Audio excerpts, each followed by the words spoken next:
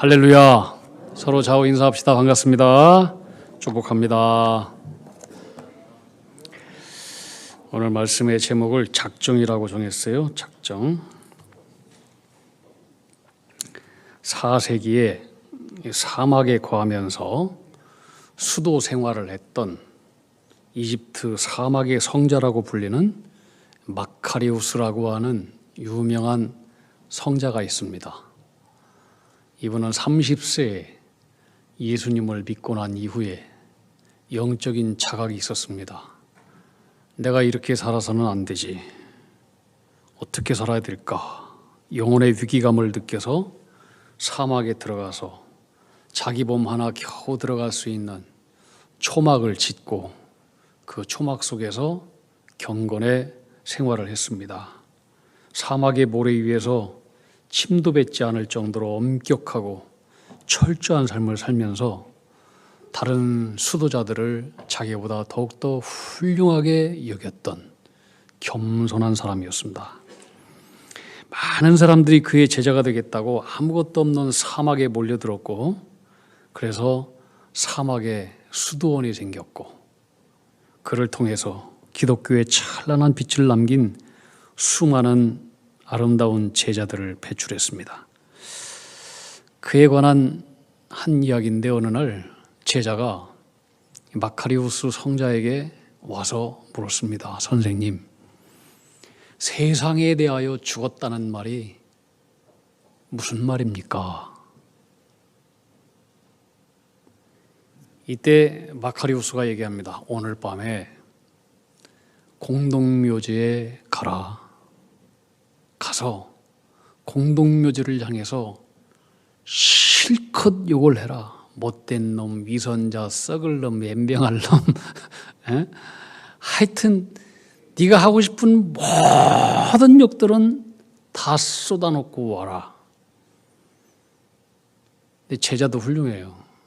그 말에 저녁에 공동묘지에 가가지고 막 스승이 시킨 대로 욕을 하고 옵니다. 아침이 되었어요. 제자가 스승한테 가서 얘기합니다. 가서 실컷 욕하고 왔습니다. 스승이 물어봅니다. 그래, 무슨 반응이 있더냐? 아무 반응이 없었습니다. 그래, 그러면 오늘 밤에 또 무덤에 가라. 가서 이번에는 무덤을 향해서 네가 하고 싶은 모든 최선의 칭찬을 다 쏟고 와라.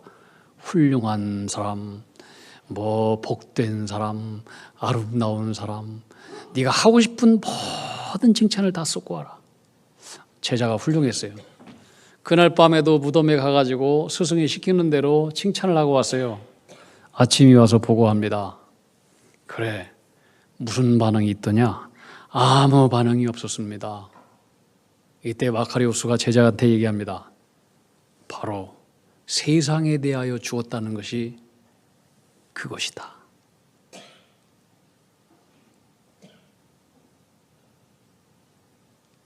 누가 모욕을 하든 욕을 하든 누가 칭찬을 하든 어떤 것에도 요동하지 않는 마음, 칭찬을 해도 우쭐해하지 않고 교만하지 않고, 욕을 하고 모욕을 해도 그거에 대해서 상처를 받지 않고 요동이 없는 마음, 그것이 바로 세상에 대해서 죽었다는 말이다. 여러분, 우리가 가진 모든 세상의 염려와 걱정과 갈등과 두려움의 문제도 자아의 죽음의 해답이 있습니다. 저는 목회를 하면서 어떤 사람이 참 편한 사람인가 자동적으로 알게 된 것이 하나 있습니다. 편한 사람은 죽은 사람입니다. 십자가에 죽은 사람. 나는 죽고 예수로 사는 사람들 편합니다. 근데 자아가 죽지 않은 사람들은 불편해요. 만나면 만날수록 불편해요. 나는 죽고 예수로 사는 사람들은 고집이 별로 없어요. 그 속에서 독과 악이 잘 나오지 않아요. 제가 목회하면서 자동적으로 알게 된 사실 두 번째, 가장 고집이 센 사람이 고집 센 사람을 용납하지 못해요. 맞아요, 틀려요? 아, 신기해.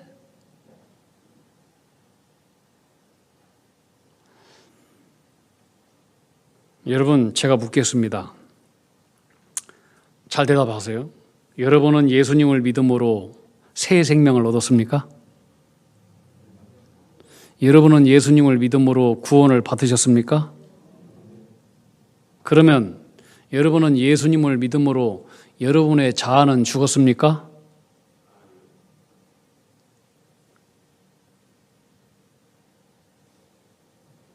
우리가 예수님을 믿는데도 변화의 열매가 없는 것은 바로 이것 때문에 그렇습니다. 교회에서 갈등이 많습니다. 갈등이 생기는 이유가 뭐냐면은 다 자아가 죽지 않은 사람들 때문에 그런 거예요. 죽지 않은 사람이 열심을 내면 열심을 낼수록 더욱더 갈등과 어려움만이 가중됩니다. 그러면서 자기는 충성을 다 했다라고 말합니다. 누구보다도 열심을 냈다고 얘기합니다. 여러분, 제가 목회를 하면서 깨닫게 된 것이 뭐냐면 죄보다 무서운 것이 있더라고요. 죄보다 무서운 것이 뭔지 아십니까? 죽지 않은 자아예요. 죄보다 더 무서운 거예요. 죽지 않은 사람이 열심을 내면 낼수록 갈등과 어려움만 가중됩니다. 사도 바울은 로마서 6장 8절에서 이렇게 말씀합니다. 만일 우리가 그리스도와 함께 죽었으면 또한 그리스도와 함께 살 줄을 믿노라. 예수님과 함께 죽어야 주님과 함께 산다는 거예요. 죽지 않았다면 그리스도와 함께 살지 않는 사람이에요. 예수를 믿으면서 예수와 함께 죽지 않았다면 아무리 열심을 내고 아무리 열심히 사역을 해도 열매는 없습니다. 내 자아가 죽지 않은 채 열심을 내면 낼수록 더욱더 주님의 일을 방해할 뿐입니다. 명심해야 돼요. 자기 소견에 옳은 대로 행하는 거예요. 그게 사사기 시대의 죄였어요.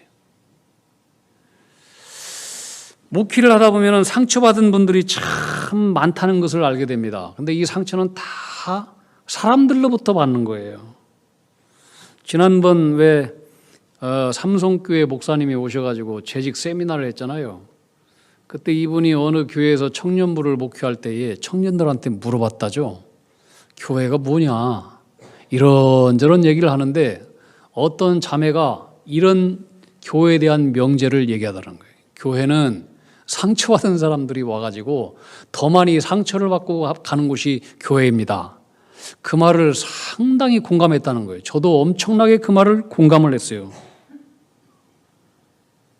근데 여러분, 사람의 관계가 서로 싸우고 다투고 오해하면서 지지고 볶고 사는 게 이게 인간 관계예요. 상처 안 주고 상처 안 받는 그런 인생은 어디에도 없고 그런 곳도 어디에도 없어요. 그것이 교회라고 예의는 아니에요. 그러나 특별히 교회에서는 그 상처와 토끼가 나오지 않도록 조심을 해야죠. 조심을. 실제로 교회 공동체 안에도 참 이상한 사람들이 많아요. 예의 없고 싸가지 없고 상식 없고 독불장군이고 인격도 완전히 파탄된 사람들, 함부로 말하고 못난 성격 때문에 많은 사람에게 상처를 주는 사람들이 실제로 많아요. 실제로. 옆 사람 쳐다보는 건 실례입니다. 누구라고 상상하는 것도 잘못된 거예요. 다 내 얘기하는 거예요. 내 얘기. 상처받은 것만 생각하지 사람들은 상처를 준 것은 생각하지 않아요. 이게 다 죄인들의 심보예요. 여러분, 인간은 누구나 다 죄성을 가지고 있습니다. 흠이 많습니다. 연약합니다. 그렇기 때문에 서로 상처를 주고받는 존재일 뿐이에요. 상처를 받았다고 얘기하지 말고 상처를 준 것을 생각하세요. 그게 좋은 사람이에요. 그래도 세상에는요, 어둠을 좋아하는 사람이 있어요. 그래서 어둠은 어둠끼리 서로 좋아하는 사람도 있고, 또 어둠은 자연적으로 빛을 싫어하기 때문에 아무리 이 세상에 성자 같은 사람이 나타나도, 아니 예수님이 오셔도 예수님 때문에 상처받았다고 하는 사람은 있어요. 예수님 말씀 듣고 얼마나 많은 사람들이 상처를 받고 예수님 죽이려고 돌을 던졌습니까? 그것은 2000년 전에도 있어 왔고 지금도 있어요. 지금도. 그러면 살아가면서 상처를 안 받고 안 주는 길은 없는가? 없습니다. 살아있는 보통 인간에게 그런 일은 우주의 종말이 와도 없습니다. 다 상처 주고 상처 받는 거예요. 그러나 희망이 없는 건 아닙니다. 상처를 덜 주고 덜 받는 길은 있습니다. 죽음은 가능합니다. 그런데 진짜로 죽잖아요? 그러면 아무에게도 상처 안 주고 아무에게도 상처 안 받습니다. 진짜로 죽으면. 죽은 자는 말이 없어요. 내가 예수님과 함께 십자가에 죽고 내가 예수로 살면 갈등의 문제, 상처의 문제도 다 해결될 수 있습니다. 그러나 내 마음에 상처가 많고 상처를 주며 산다는 것은 아직도 의지할 것이 없는 내 자신을 의지하고 있다라고 하는 명백한 증거이고, 그 어떤 상처도 내가 받지 않고 준다라고 하는, 상처를 주고 받는다라고 하는 건 내가 죽지 않고 내 속에 여전히 시퍼렇게 내가 살아있다라고 하는 명백한 증거입니다. 기독교 2000년 역사 가운데 가장 위대한 믿음의 사람, 훌륭한 전도자, 선교사는 사도 바울입니다. 그런데 이렇게 믿음의 대가인 사도 바울도 자기가 살아있는 문제 때문에 그렇게 괴로워하고 그렇게 힘들어했습니다. 그는 예수님 외에는 다른 것은 다 배설물처럼 여겼던 사람입니다. 그리스도를 위해 죽기로 작정했던 사람입니다. 일평생 복음을 위해서 헌신했습니다. 그러나 자기 안에 여전히 살아서 하나님의 법을 온전히 따르지 못하도록 꿈틀대고 방해하는 자기 속에 있는 자아와 죄성 때문에 그는 너무나 몸부림쳤고 괴로워했습니다. 로마서 7장에 보시면 사도 바울이 자신에 대한 탄식을 볼 수 있습니다. 로마서 7장 18절 보면 내 속 곧 내 육신에 선한 것이 거하지 아니하는 줄을 아노니 원함은 나에게 있으나 선을 행하는 능력은 없도다. 19절 내가 원하는 바 선은 행하지 아니하고 도리어 원하지 아니하는 바 악을 행하는도다. 24절 보면 오호라 나는 곤고한 자로다. 누가 이 사망의 몸에서 나를 건져내랴. 나는 꼬랑창에 처박힌 배와 같도다. 앞으로 한 발자국도 나갈 수 없는 그런 비참한 존재로다. 누가 나를 이 죽음의 몸에서 나를 건져낼 수 있으랴. 위대한 사도도 여전히 자아가 죽지 않아서 하나님 앞에 괴로워했고 몸부림쳤고 그런 자신을 십자가에 죽이고 또 죽이고 또 죽이고 또 꿈틀거리는 자아를 죽이는 연습을 날마다 매일같이 했다라고 고백하는 것입니다. 사도 바울은 고린도전서 15장 31절에 나는 날마다 죽노라 그렇게 말합니다. 날마다 죽노라. 대사도도 날마다 죽여야 될 머리 쳐드는 자아가 자기 속에 항상 있었다라고 하는 고백입니다. 그렇기 때문에 대사도였어요. 죽였다고 생각했는데 죽었다고 생각했는데 또 날마다 고개를 쳐들고 독사 같은 것들이 내 안에서 좀비처럼 살아가지고 또 내 속에서 독을 뿜어내는 거예요. 저는 초등학교를 시골에서 4, 5, 6학년을 다녔어요. 근데 이제 하도 그 당시는 뱀이 많아가지고 뱀의 종류를 제가 거의 다 알아요. 독이 있는 뱀, 독이 없는 뱀. 독이 있는 뱀 중에 독사가 있고, 독사는 약간 좀 거무댕댕해요. 거무댕댕해. 그 다음에 까치독사라고 하는 거 있어요. 달라요. 까치독사는 조금 노르스름하고 색깔도 이뻐요. 그 어느 날 학교를 마치고 집으로 돌아오게 되는데 밭에 독사가 꿈틀꿈틀거리는 거예요. 제 친구랑 가다가 야, 저 독사인데 저것이 사람 물으면 안 되지 하고 독사를 이제 죽이러 갔어요. 옆에 있는 나무떼기 하나 딱 해가지고 독사를 막 때렸어요. 이제 친구가 독사가 죽은 줄 알고 발로 딱 밟았는데 이 까치 독사가 친구의 발을 물었어요. 죽었을까요? 살았을까요? 신발을 물었어요. 다행히 살았어요. 죽은 줄 알았는데 이것이 고개를 쳐들고 까치 독사가 물었는데 때린 곳을 보니까 꼬리하고 몸통 이런 데만 때린 거예요. 대가리를 조사놔야 되는데 이거 죽여야 되는데 이거 안 때리고 안 죽이니까 다시 고개를 들어가지고 문 거예요. 영적으로도 마찬가지예요. 죽었다고 생각했는데 죽였다고 생각했는데 항상 우리 가운데는 꿈틀거리는 독사 같은 머리를 쳐드는 것이 항상 우리 속에 있어요. 여러분 이것을 자각하고 하나님 앞에 날마다 사도 바울처럼 나는 날마다 죽노라 죽음의 연습을 하지 않으면은 우리는 하나님 앞에 아름답게 쓰임받을 수는 없어요. 예수와 함께 죽은 사람은 아니에요. 예수와 함께 죽지 않은 사람들은 내 안에 독사처럼 죄성들이 또 좀비처럼 살아서 또 활기를 치고 하나님의 법을 온전히 따르지 못하도록 항상 방해거리가 되는 역할만 할 뿐이에요. 여러분, 반항이라고 하는 것은 죄인의 기본적인 습관이에요. 본성이에요.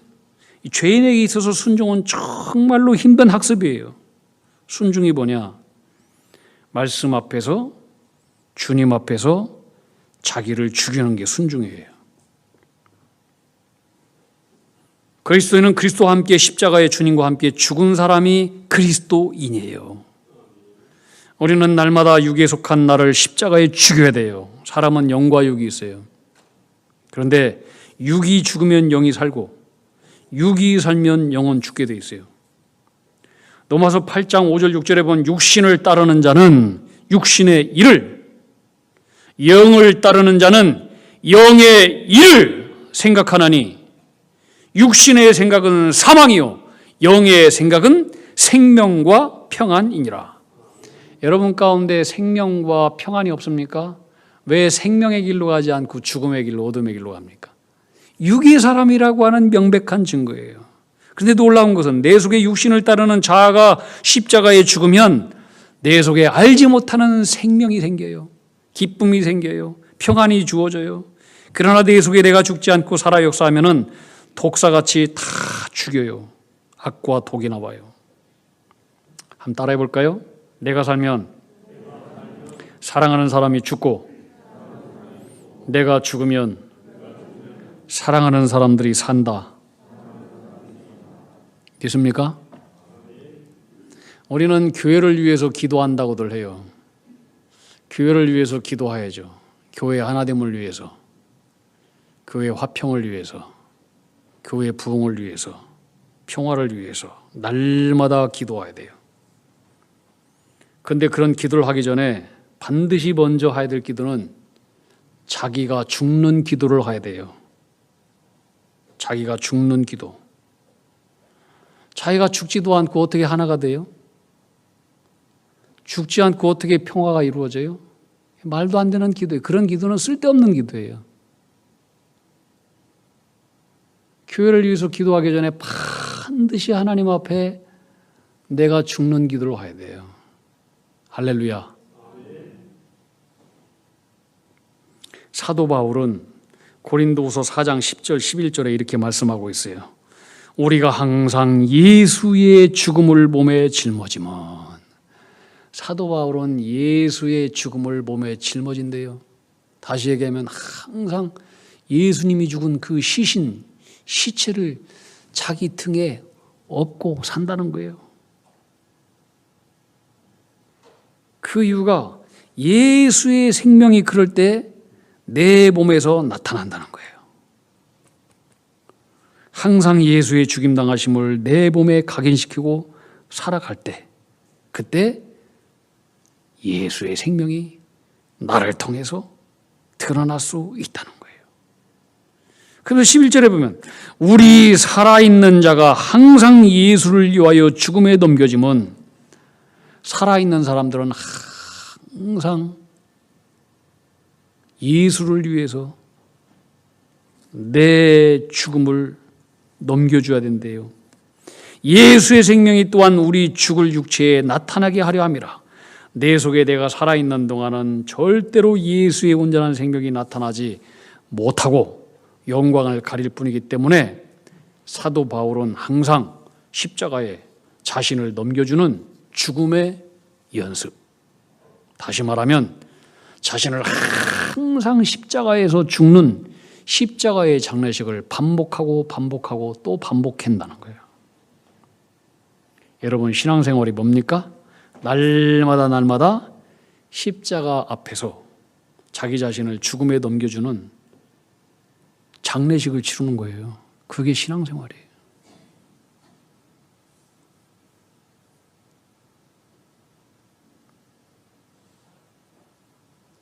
한번 따라해 볼까요? 신앙생활은 죽음을 연습하는 것이다. 신앙생활은 날마다 십자가 앞에서 자기를 죽이고 자기를 넘겨주는 장례식과 같은 거예요. 모든 사람들은 다 살려고 합니다. 살려고. 죽으려고 하지 않습니다. 그렇기 때문에 나를 십자가에 죽이는 일은 작정하지 않으면 절대로 불가능한 일이에요. 한번 따라 합시다. 작정해야 된다. 죽을 힘을 다해서 작정을 해야 돼. 죽을 힘을 다해. 나는 날마다 죽노라. 대위대한 사도 바울의 고백이에요. 그분이 그랬다면 우리 같은 쫄자들이야 말해서 뭐 하겠습니까? 오늘 본문 우리가 사도행전 20장 16절을 읽었는데 작정이라고 하는 단어가 나와요. 저는 이 사도행전을 읽으면서 이 작정이라고 하는 단어가 제 마음 가운데 굉장히 강렬하게 다가왔어요. 왜 그런가? 작정을 하지 않으면 무슨 일이든지, 또 우리가 십자가에서 죽어야 되는데 내 자아를 죽이는데 수많은 변수들이 찾아와서 못하게 방해를 해요. 작정하지 않으면. 작정하지 않잖아요? 그러나 항상 제자리에 항상 제자리. 예수를 10년을 믿건 평생을 믿건 죽을 때까지 항상 제자리. 아무런 열매가 나타나지 않아요. 오늘 본문의 배경은 사도 바울이 3차 전도 여행을 마무리할 즈음에 성령님께서 그의 마음 가운데에 너는 예루살렘으로 가라, 이런 마음을 주셨어요. 자, 그런데 이 성령님은 그가 예루살렘으로 가는 길은 영광의 길이 아니고 결박과 환난과 죽음이 기다리는 그런 고난의 길이라고 예고해 주셨어요. 원래 이 사도 바울의 활동 무대는 예루살렘이었어요. 그는 바리새인 중에 바리새인, 유대교의 신봉자, 골수 바리새인 중에 바리새인이었어요. 그런데 어느 날 예수쟁이들이 나타나서 젊은 예수가 나이 33살에 죄인으로 십자가 처형받고 죽었는데 예수쟁이들이 나타나서 예수가 하나님이래요. 그가 부활했대요. 그리고 떠들고 다녀요. 유대교의 율법과 자기가 믿는 바리새인의 모든 법으로 볼 때 이것은 이단 중에 이단이거든. 그렇게 말하는 예수쟁이들은 처단해야 되고 죽여야 돼. 그래야 그게 하나님께 영광이 되는 거예요. 그래서 이 사도 바울이, 이 사울 청년일 때 예수 믿는 사람들을 잡아 감옥에 가두고 죽이는 일에 앞장섰던 아주 최괴수 중의 우두머리였잖아요. 그런데 어느 날 이 사울이라고 하는 청년이 헷가닥 변해가지고 사람들 앞에서 그 예수가 하나님이라고 떠들고 다녀요.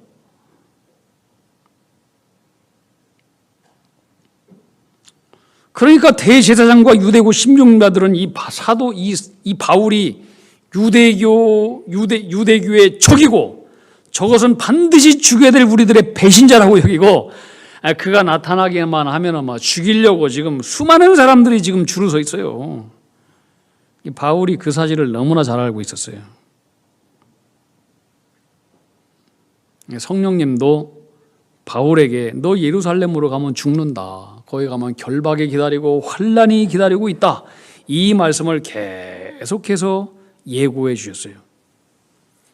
그러면 이 성령님의 예고에 대해서 사도 바울은 하나님께서 나를 사랑하사 나의 신변을 보호해 주시려고 예루살렘으로 가는 길을 막는구나.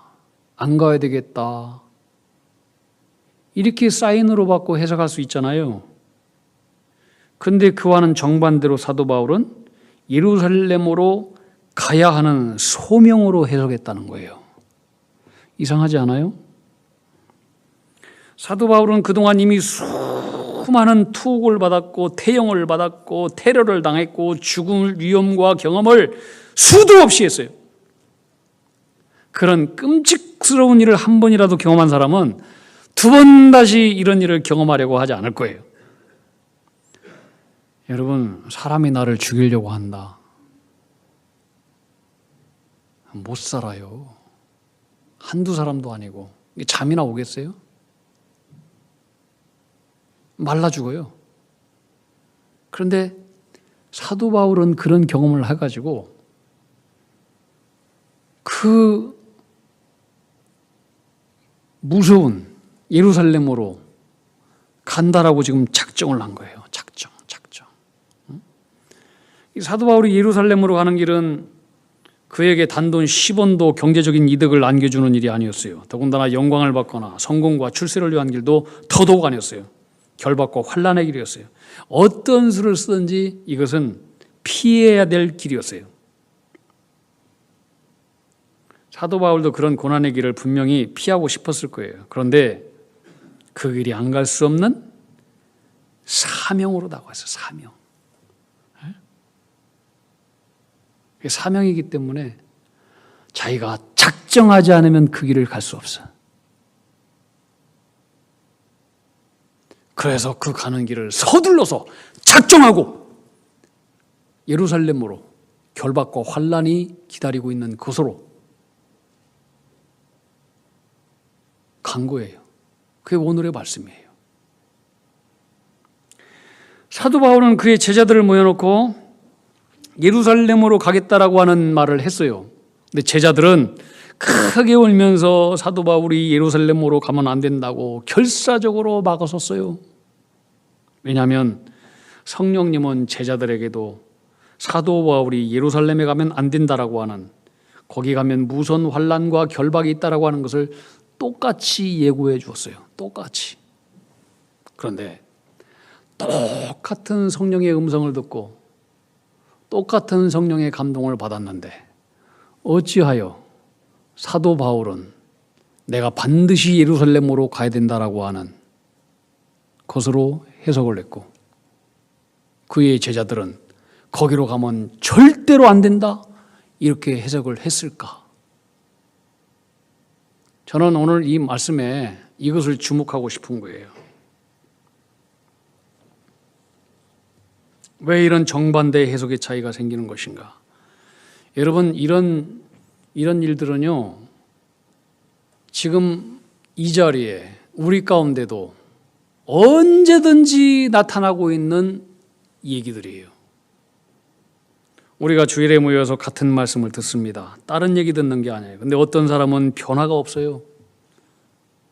더 독해져요. 근데 어떤 사람은 회개의 역사가 일어나요. 눈물을 흘려요. 말씀대로 순종하고자 하는 작정이 생겨요. 작정. 변화가 일어나요. 저는 이 사건을 두고 수십 시간 묵상하고 묵상했어요. 하나님 어찌하여 이런 일들이 벌어집니까? 어떤 사람에게는 더 악해지고 어떤 사람은 변화와 순종의 역사가 일어나면서 작정하고 계속해서 성장해 갑니까? 이유가 뭡니까? 물어보고 묵상하고 또 묵상했어요.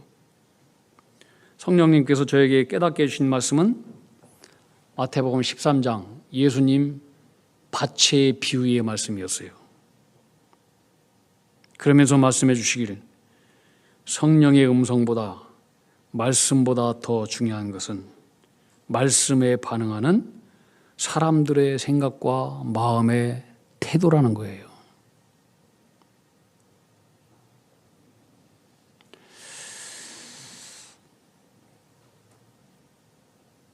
한번 따라해 봅시다.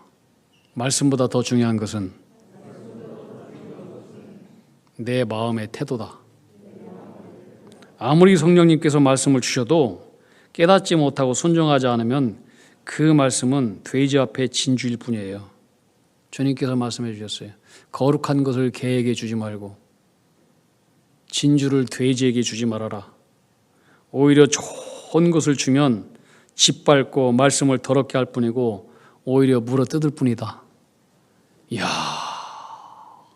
딱 맞아. 예수님 당시에도 그랬다는 거예요. 예수님 당시에도. 주님께서 말씀을 주셨는데 어떤 사람은 그걸 받고 회개하고 변화하고 작정하고 성장과 성숙의 역사가 나타나요. 그런데 개나 돼지 같은 사람한테는 짓밟아. 거기서 도끼가 생겨요. 더 악해져요. 더럽게 만들어요. 문제는 뭐냐? 말씀을 대하는 내 마음의 태도가 말씀보다 더 중요한 문제로구나.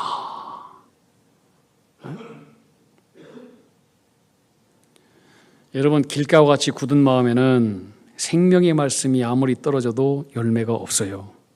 마귀가 와서 말씀을 쪼아 먹어버린다고 말씀했어요. 어떤 사람에게는 말씀이 떨어지면 말씀을 비틀어버려요. 곡해버려요. 더 독해져요. 짓밟고 물어 뜯어버려요. 그러니까 마귀가 와서 그 말씀을 쪼아 먹어버리는 거예요. 자라지 못하도록. 그런데 옥토와 같은 어떤 사람의 마음에는 회개의 역사가 일어나요. 통곡해요. 말씀대로 살겠다라고 작정을 해요. 그런 사람의 마음밭에는 30배, 60배, 100배의 거룩한 열매가 거두어지는 거예요. 여러분, 옥토의 마음이 뭡니까? 따라합시다. 부드러운 마음이다. 부드러운 마음이에요. 돌이 다 제거진 마음이에요. 다 말씀에 놀라운 믹서기 앞에서 다 갈아져 버리고 밀가루가 되고 완전히 분쇄돼 버리는 거예요. 고운 가루가 되는 거예요. 고운 가루가 돼야 주님께서 아름답게 당신이 원하는 대로 우리를 빚을 수 있잖아요. 근데 그 속에 돌멩이가 있고 딱딱한 게 있으면 이게 빚고 싶어도 안 되는 거예요, 이게. 옥토의 마음이 뭐냐? 말씀 앞에서 갈아지는 마음이에요. 죽어지는 거예요. 순종하는 거예요.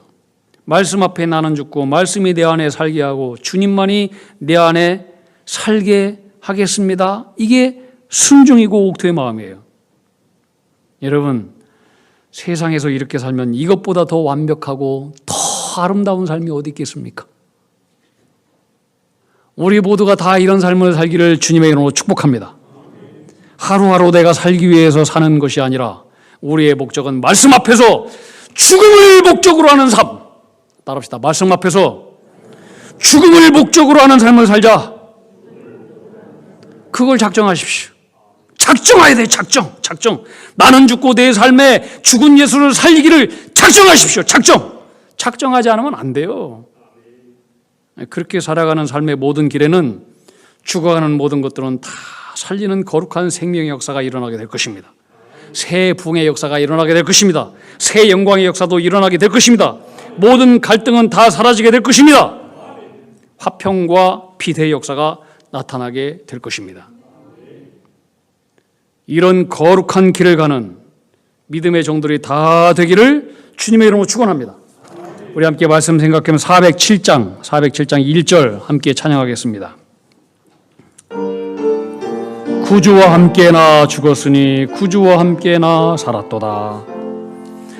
구주와 함께 나 죽었으니 구주와 함께 나 살았도다.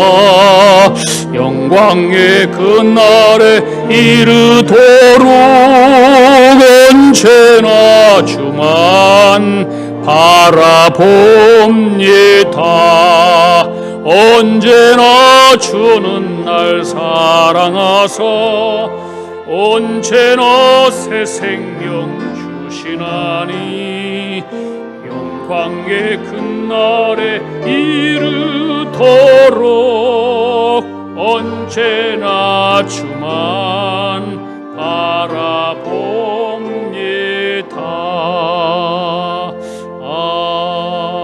아멘. 주님은 우리를 구원하시기 위해서 작정하셨고 고난을 받으시고 십자가에 죽으셨습니다. 그런데 우리는 나 살기 위해서 분주했고 내 자존심 하나 죽지 못해서 주님 영광 드러내지 못했습니다. 여전히 오늘도 내가 살아서 돌아다니며 상처를 주고 받는 어두운 세상을 만들어가는 드라큘라 같은 사람들이 저희들입니다. 불쌍히 여겨 주시옵소서.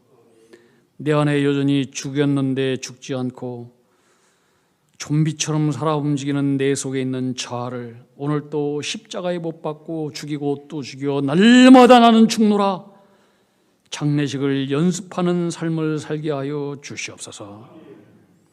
내가 죽어야 되는데 나보다 저 사람이 먼저 죽어야 한다고 생각하고 있는 우리들의 이 불쌍함을 주여 긍휼히 여겨 주시옵소서. 모든 교만함을 다 내려놓게 하시고 오늘 성령님의 음성을 듣고 옥토의 심령이 되어서 주님 앞에서 죽음을 목적으로 사는 삶을 작정하는 저희들 되게 도와주시옵소서. 나는 죽고 예수가 되어 살아. 그러므로 내가 가는 모든 길 위에 아름다운 생명의 꽃이 피고 주님이 아름다운 새 영광을 받고 주님 기뻐하시고 내가 있는 모든 곳을 아름다운 영광의 꽃이 피도록 만들어 나가는 거룩한 하늘나라의 주인공들이 다 되게 축복 내려 주시옵소서. 예수님 이름으로 기도하옵나이다. 아멘.